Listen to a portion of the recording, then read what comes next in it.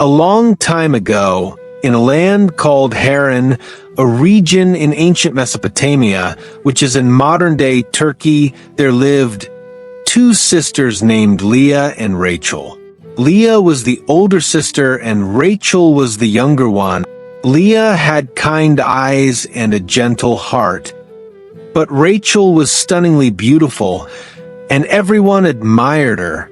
One day, a young man named Jacob came to their home. Jacob had traveled a long way to escape trouble with his brother, and when he saw Rachel, he instantly fell in love with her. "I want to marry Rachel," Jacob told Laban, the girl's father. Laban agreed, but there was a catch.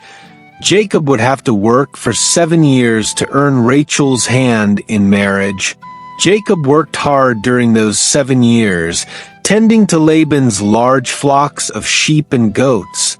He spent long days in the fields caring for the animals, ensuring they were healthy and protecting them from wild animals. Jacob was strong and skilled, and he worked diligently, dreaming of the day he would finally marry the woman that he adored. The 7 years flew by for Jacob because his heart was full of love. When the time came, Jacob excitedly prepared for the wedding. However, guess what? On the wedding night, Laban tricked Jacob. Instead of Rachel, Laban gave Leah to Jacob as his wife. In those days, the bride wore a thick veil, so Jacob did not realize it was Leah until the next morning. Jacob was shocked and very upset. "Why did you trick me?" he asked Laban, feeling betrayed and confused. Laban replied, "In our land, the older daughter must marry before the younger. But if you work for me for another 7 years, I will also give you Rachel as your wife." Jacob, still deeply in love with Rachel, agreed to the new terms and continued to work hard for Laban. After another 7 years, Jacob finally married Rachel. He was overjoyed, for he had loved her from the moment he first laid eyes on her. However, the relationship was complicated as both sisters were married to the same man. Even though Jacob loved Rachel more, Leah stayed faithful to him. She longed for Jacob's love and hoped that one day he would see her as beautiful. God saw that Leah felt sad and unloved, so he decided to bless her with a very special gift: children. Leah's heart was filled with joy and gratitude when she had her first son. She named him Reuben, which means, "see a son." Leah exclaimed, "Surely now Jacob will love me." She hoped that having a son would make Jacob see her worth. Then Leah had a second son. This time, she named him Simeon, meaning he has heard. She said, "God has heard that I am not loved. Now, Jacob will surely care for me." Leah felt that God was listening to her heartache. After that, Leah was blessed with a third son, and she named him Levi, which means attached.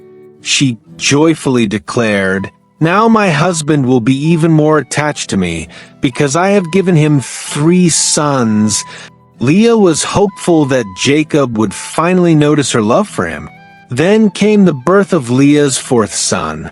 With joy in her heart, she named him Judah, meaning praise. She said, "This time I will praise the Lord." Leah realized that her worth did not depend on Jacob's love, but on God's blessings in her life. As time went on, Rachel became increasingly jealous of Leah's ability to bear children.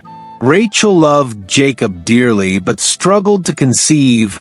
Frustrated, she turned to Leah and said, "Give me children or I will die." Leah, seeing her sister's pain, felt empathy, but also a little resentment. In a moment of desperation, Rachel decided to give Jacob her maid, Bilhah, so she could have children through her.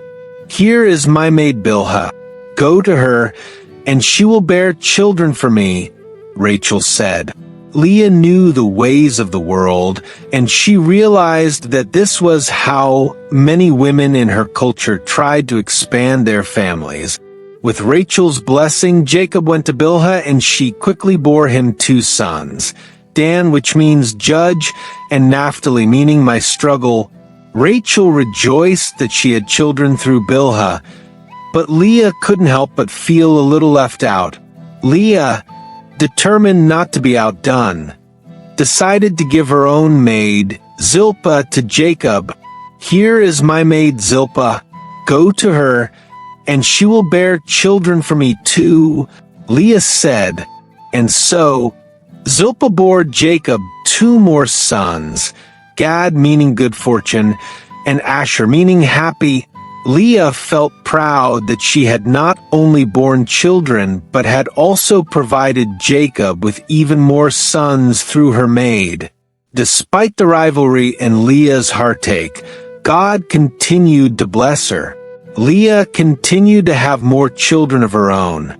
She later had 2 more sons, naming them Issachar, which means reward, saying, God has rewarded me for giving my maid to my husband, and Zebulun, meaning honor.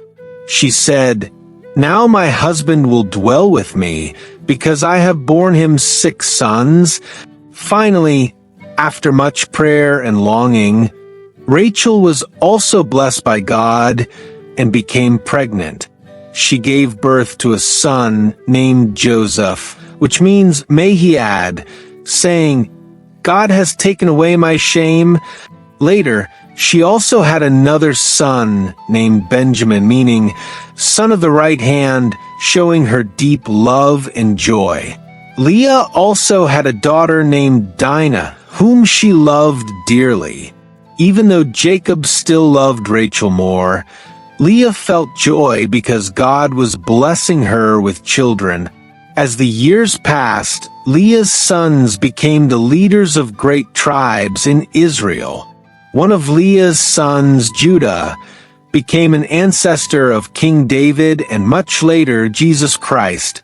Leah's story teaches us that even when life does not go the way we want, God still loves us and has a wonderful plan for us. Leah did not feel loved by Jacob, but God saw her heart and blessed her in incredible ways.